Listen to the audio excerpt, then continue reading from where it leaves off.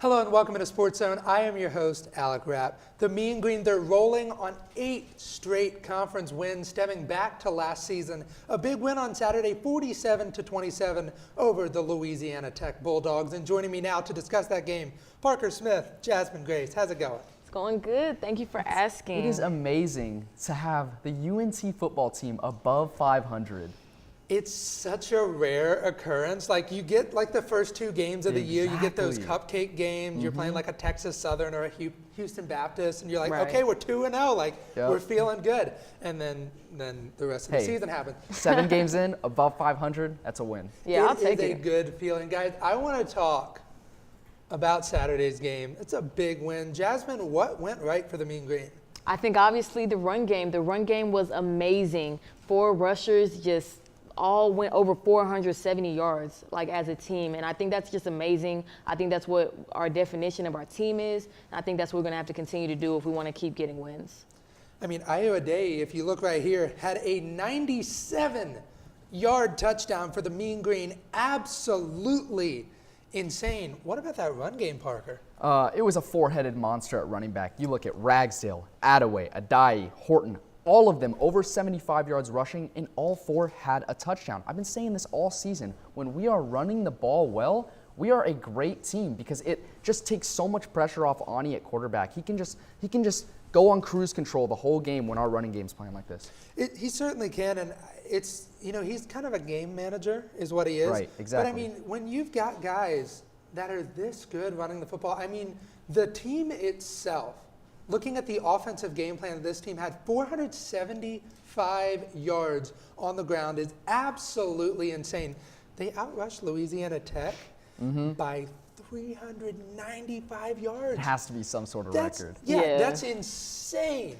Now, we did mention Austin Ani. We did.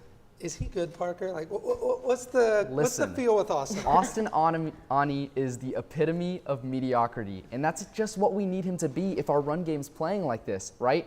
I've said this before, and we are a run-first, play-action team, and that's when Austin Ani can really, I mean, you look at it, he had that 51-yard touchdown pass to Jair Shorter. He looked really poised, took a big hit, made a nice throw, and when he's doing stuff like that, you can just tell he's relaxed. And that, like, when the pressure's off of him and he's allowed to just, like, just kind of smoothly go through this game because we're not losing and he doesn't have to come back, we're going to be a fine team. And I think that's something that we saw even with the Cowboys with Cooper Rush. Austin Ani's kind of like the backup quarterback. Like, he's not like, he shouldn't be a D1 starter, but we're such a good running team that we kind of just need to stick to that. So, guys, we have a big game this weekend. So the Mean Green, they're playing UTSA. Both teams are at the top of Conference USA right now. Jasmine, are we a title contender this year? What do you think?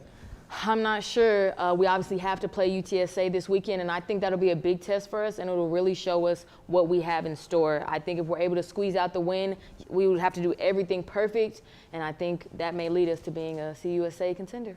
What do you think?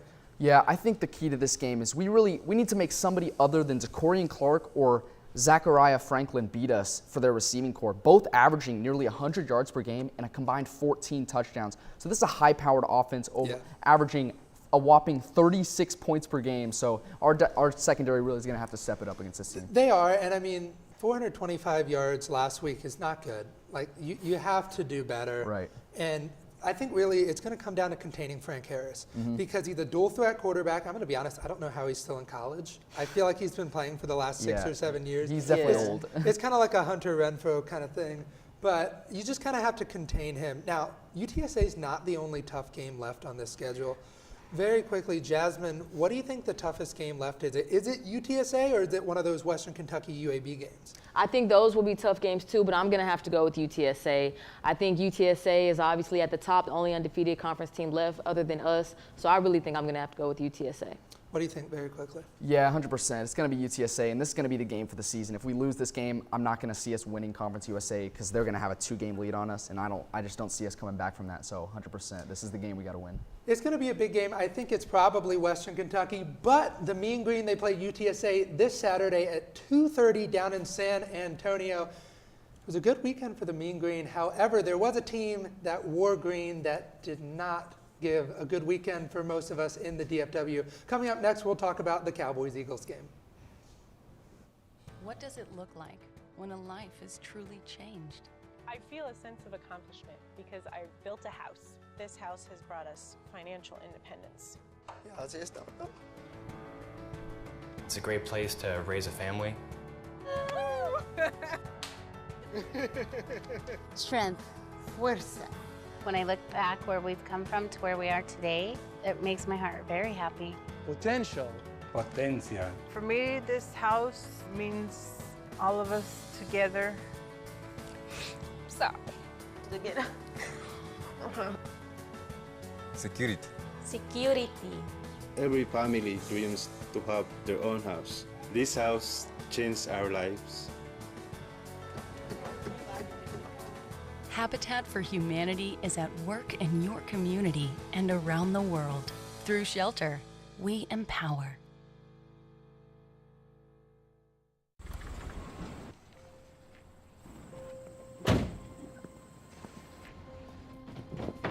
Dad, they took over my bedroom. Come on, come on. Okay, Dad. 1, 2, 3. Dad!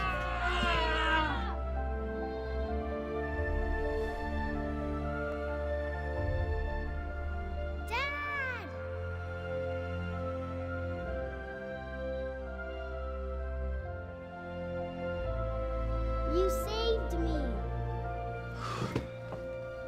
Dad? Are you okay? I'm fine, dear.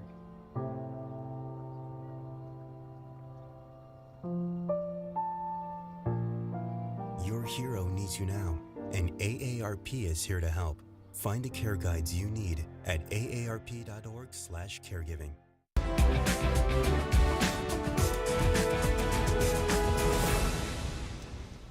It was an unfortunate weekend here in the DFW. The Cinderella run for Mr. Cooper Rush has finally come to a close. Rush hour is over in Dallas. A 26-17 loss to the Philadelphia Eagles. And joining me now to discuss that game, Gabby Pippins, John Phillips. How's it going, guys? Yeah, pretty good. Could be better. Yeah, same here. I'm really sad after that game. I'm from Pennsylvania, grew up about an hour and a half from Philadelphia. There's nothing that I despise more than the Philadelphia Eagles. And losing to them is not fun. It's never a fun thing. John, I want to start with you though.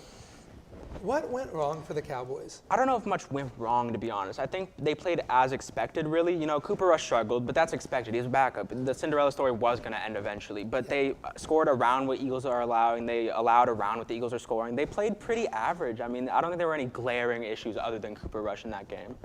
Yeah, I agree. I mean, it's not really much about what went wrong for the Cowboys. It's just that the Eagles played better, and that's okay. I mean, I honestly think it was expected, you know. There were a few interceptions, but I don't know if that's necessarily Cooper Rush just not being himself. Maybe he just had a lot of pressure on himself. But it might just be because the Eagles have, I feel like, maybe the second best defense in the league right now. So, again, not necessarily what went wrong, just the Eagles outperforming. So you said the second best defense. Who do you think is the best defense in the NFL? Oh, that's tricky. Do you think it's the Cowboys or no? No, I don't think it's the Cowboys. Just because if they did have the best defense, then that would have proven in this game, and it didn't. So that's fair. I will say I think the biggest issue that the Cowboys had in this game, honestly, I think it does fall on Cooper Rush. 3 interceptions is not acceptable. Now I know the first one was batted, and you know he had those first 2 were kind of hit, but that third one was a terrible ball. I knew as soon as he threw it, I was like, okay, there's the interception. It's just not acceptable. But I do want to say though, like, if you would have told me after week 1, this is my Cooper Rush appreciation moment. Cooper Rush, thank you. Because if you would have told me after week 1 that the Cowboys are 4-2 after 6 weeks with no Dak Prescott, I would have told you you're crazy. There's no way. And Cooper Rush was able to step in here and I mean, he dominated. He beat the 2 teams that were in the Super Bowl. Yeah. Beat the Rams and the Bengals. Big wins, I mean. That's insane. Now, Gabby, you mentioned the Eagles. They have the second best defense, you say. Mm-hmm. Do you think that they're the top team in the NFC? Have they solidified themselves as the team to beat? I think think so. I mean, I feel like they've proven it. They have the best record in the league right now, 6-0. Like I said, I think if they don't have the best defense, definitely the second best defense in the league right now. And the fact that, like you said, they're able to beat the team that just beat both teams who were in the Super Bowl last season. So I feel like their only competition may be possibly the Cowboys with Dak back. I don't know how that's going to go. But I think they've solidified their spot in the NFC. Yeah, I agree. I mean, the NFC is at its weakest in years. It's very weak. The Buccaneers are up there, but they've been kind of weak. Maybe an NFC West team like the Niners or the Rams, but I think the Eagles are far and away the favorites. I'd say the Cowboys, if Dak comes back full strength, that is an issue for the Eagles, but I still think that they have an incredible defense, and their offense has been pretty great so far. My answer is no. Listen, Philadelphia fans, I know you're going to listen to this because many of you watch. Let me tell you something. The answer is no. Okay? And here's why. You just beat a team by 9 points with our backup quarterback and 3 interceptions. Dak Prescott owns the Philadelphia Eagles. He is 7-3 against the Eagles. The last 2 wins that Philadelphia had against Dallas, Cooper Rush and Ben DiNucci. We slaughtered the Eagles in 2 games last year, 20-plus point victories in both games. And if you want to bring up the fact that you had backups, then why is this not an issue where you've got backups this year? I mean, look, I know the defense didn't play that well in the first half. Cooper Rush, obviously, right here. An interception, as I mentioned, gets batted by the defender. I get it. But let me tell you something. The Eagles are not the team to beat in the NFC. I believe it is the Dallas Cowboys. Ooh. And the reason is Dak Prescott. Do you think Dak Prescott, him being back, is the offense going to be back in their true form? I don't know if I'd say true form. I think they'll obviously be better because Dak is an improvement on Cooper Rush, a very obvious improvement. But I think the receivers have underperformed, and it's not a great receiver group right now. The offensive line, it's okay. Kellen Moore, not a great play caller for all the plaudits he got before. I think they'll be better for sure, but I can't see them being back to the peak Dallas offense with Dak and Zeke. Yeah, I mean, here's what I'll say, because I don't know. None of us really know. But I feel like they're either going to flourish with Dak back, they're going to get right back into it and just be on fire, or they might flounder. I mean, I don't know because we haven't seen it yet, but there's definitely a chance. I could definitely see that. Yeah, I think really having Dak back, I am a firm believer that Dak Prescott is a top 10 quarterback in the NFL. You can fight me on that if you want. I think he's borderline top 5. I think he's right there at number 6. But Cowboys fans, I've got good news for you. Dak Prescott is going to be back this week. The Dallas Cowboys to take on the Detroit Lions at home. It's going to be a great game. And hey, coming up next, we're going to discuss something that's happening right now, the MLB postseason. So don't go anywhere.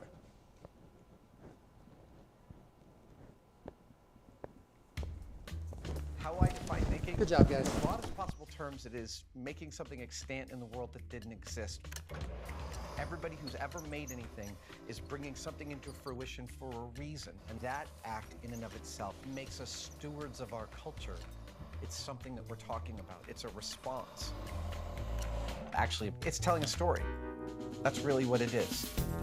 And I include everything that could be made. Painting, sculpture, welding, all of that. Yellow is positive. When a kid gets their hands on the world and learns that they can make their fantasy play, that they can make their reality, that's power. And as far as I'm concerned, everyone should feel that kind of power. There we go. If there's something that interests you to bring into the world, that's fantastic. Go figure out how to do it. Go tell your own story. There it is. And so I want to know why you make. Let's go. Share your own Why I Make story today. Visit whyimake.org. Everybody can make something because I think everyone has a spark of creativity, and the reason that I have to keep making is because I don't think my life would be as fulfilling without it. If you make things yourself, that means you're not cowering in fear. You're out there taking chances. That, I think, is my way of saying I love you to the world. All right, now I want to hear why you make. Share your own Why I Make story today. Visit whyimake.org.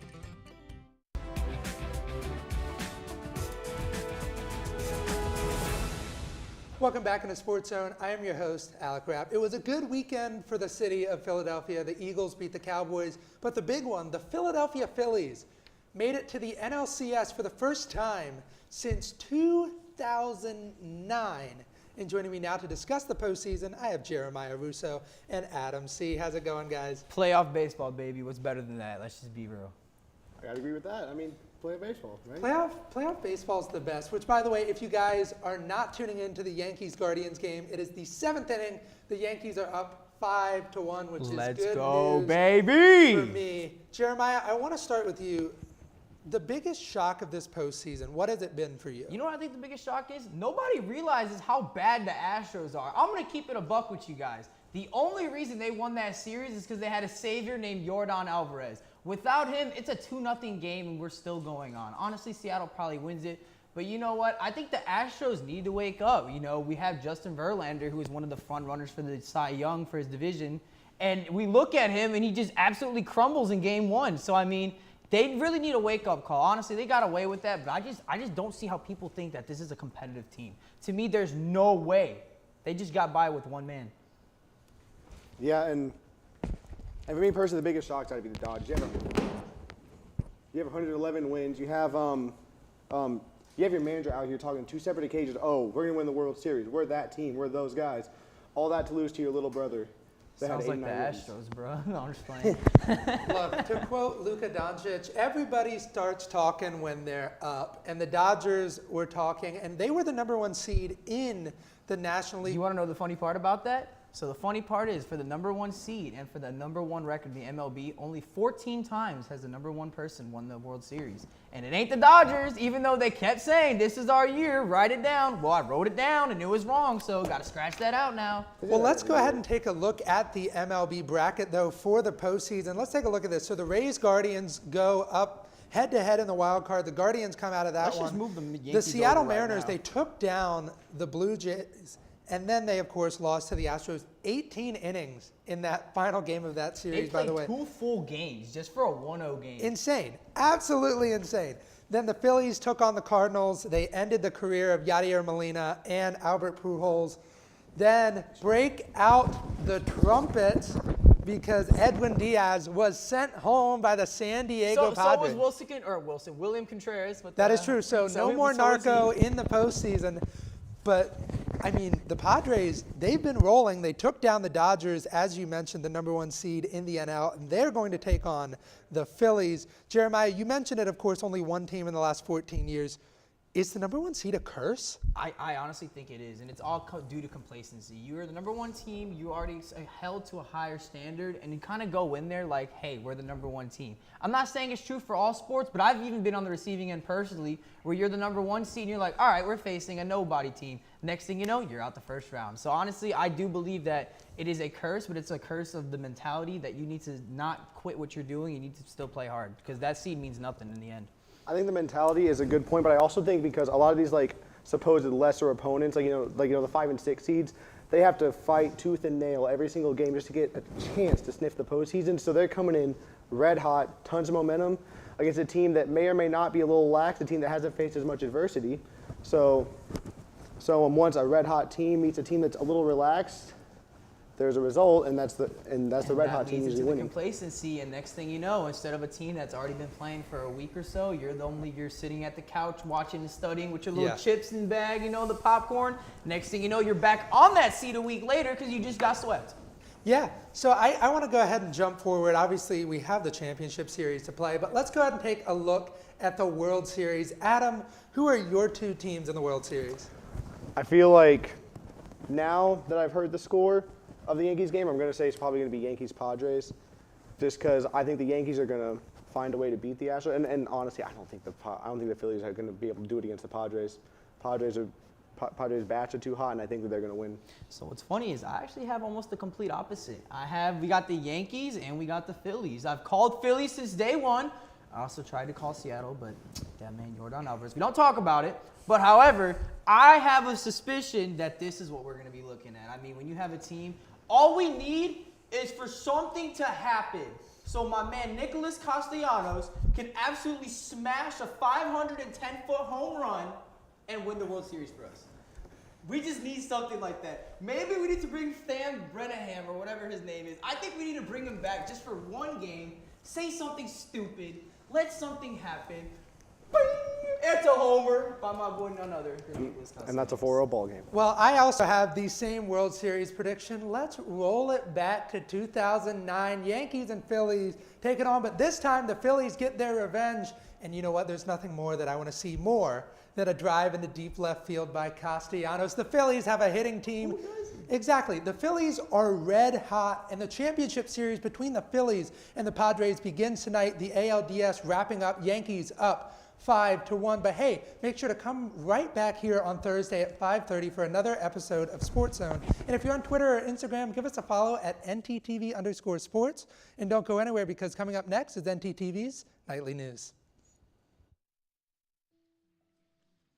So there you are, shuffling through a stack of resumes, and you come to mine. This is it. First impression. My way in. But here's the thing. Can my resume show you how I truly stand out? Can one piece of paper really tell you my whole story? Like that I was studying, going to night school while working 2 jobs just to help my parents pay for groceries. Or how anytime there was an opportunity, I was the first one to step up, because I wasn't gonna let my life, my circumstances dictate who I was gonna become. And all of that determination, the commitment, the drive, that's me. And that's something you just can't put on paper. Look beyond the resume, discover new ways to develop great talent like me. Listen, I realize that I'm not perfect, but it all really started to change because you judge me for having a problem. No one is going to know that I need help. I need help. I know that no one is going to judge me for having a problem. I realize that I'm not perfect, but it all really started to change because you listen.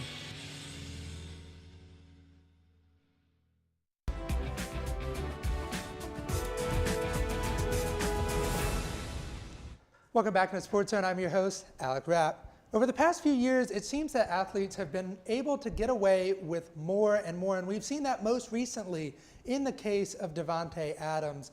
And joining me now to discuss this topic, Mason Shepard, Parker Smith. How's it going, guys? It's going good. I'm not the cameraman who got pushed by Davante Adams, so I think I'm doing all right. That's certainly true. So I do want to talk to you guys about this because it does seem like the last couple of years that players have kind of escaped, whether it's legal trouble or even trouble from like their leagues. So Mason, let's start though with the whole Davante Adams situation, because it's the most recent thing that's happened. So if you guys don't know, Davante Adams, after the Thursday night game against the Chiefs, cameraman goes in front of him and he pushes him. And so now he's gotten into some legal trouble there. Mason, what do you think about that whole situation? Well, all my sports fans and legal beagles, let me talk to you. So, I think with that whole situation, I think we have a mixed bag of emotions here. Like, a lot of people are saying, well, like, he definitely shouldn't have done that under any circumstances. And then you have some people who are like, well, you could already see he was upset because of what happened in the game, and the guy jolted in front of him. The way I look at it is, don't push the guy, because you make it easy to get reprimanded. You make it easy for this guy to be like, oh, I got a concussion, I'm hurt, I got vertigo. And, it's one of those things where it's like you open yourself up as an athlete to get sued, to lose money, to get bad press. And I think if you're Davante Adams, you need to handle that differently. What do you think on that? Yeah, I mean, if you watch the video, obviously, this guy just got done losing an NFL game where he played really well. Is he going to be happy? No, he's not going to be happy. He's walking off the field. He's obviously upset. And the cameraman runs right in front of him. Now, should he push him over? Obviously not. But if you're the cameraman, you gotta think a little bit more ahead. Like, maybe I shouldn't run in the way of this guy who's coming off the field. But at the same time, it's like Adams has to be smarter. So. Yeah, and obviously, the way that game ended is not something you're going to be happy about as well, because the miscommunication between him and Renfro, they run into each other. And that 100% had something to do with it. Yeah. He's not pushing that cameraman if that didn't happen. Yeah, and it's just, that's a frustrating way to end things. And then let's go ahead and look at another pretty recent case, looking at Deshaun Watson. So he has over 20 accusers, and I think it's a little bit fishy because the NFL So it was a 6-game suspension that Deshaun Watson had. Yeah. The NFL said, okay, we're going to move it to 11. 11 is such a weird number, but you know something interesting? When the Browns come back, they've got a bye week 12. Week 13, they play the Houston Texans.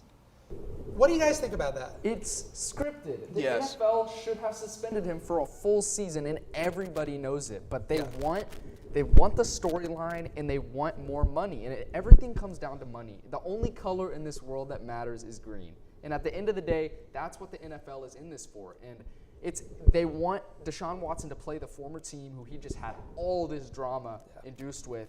So it all makes sense. And honestly, I think it's a pretty bad look for the league.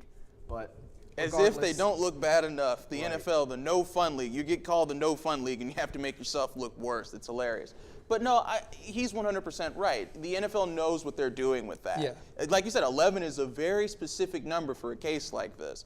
My thing about it is you left this in the hands of a third party. Yeah. And then all of a sudden, because you don't get the outcome that you want, well, we're going to go back in and change some things. Deshaun Watson looks bad, but the NFL does too, and this is all a mess. And honestly, I can't wait for this to be over. Yeah, it certainly is an issue, and I keep going back to it, and you can tell it's scripted. Oh yeah. You really can. It's such a poor thing for the NFL to do, especially for the victims of this Yes. whole situation too. It's really a bad look, as you mentioned, on the NFL. There's one other case though that has kind of stuck out to me, and I'm shocked that nothing's been done. So Alvin Kamara, after the Pro Bowl, assaulted somebody in a club, and it was a pretty gruesome. Now, this is something that's like, I almost view this on the same level, if not maybe even worse than the Deshaun Watson situation, because if you saw the footage, I mean, it's bad. Him and his friends stomped this guy out in a club, and it was like this guy needed serious medical attention after this, and nothing has been done about it yet. Nothing. And they're waiting, and I mean, I don't know if he's going to get suspended a full season starting next year, but I just don't know how there's any way that Alvin Kamara is playing on an NFL field right now. Because the NFL has priorities of who they want to prosecute and who they don't. They have their priorities. They've always been this way. There was a giant, he was a punter or a kicker, who had abuse against his wife and son so violently that they had to move them to a separate hotel in Hawaii. But they did nothing about him. It's shameful either way around. They have their agenda. Yeah, and I mean, there's been a lot of leagues that have done a pretty decent job with this. I think the NBA has been one of those, but the NFL, we're just going to have to kind of wait and see if they'll fix things over the next couple of weeks. And then on Thursday, we have a new episode of Sportszone at 5:30. Make sure to come back for that. And if you're on Instagram or Twitter, give us a follow at NTTV_sports. And don't go anywhere, because coming up next is NTTV's Nightly News.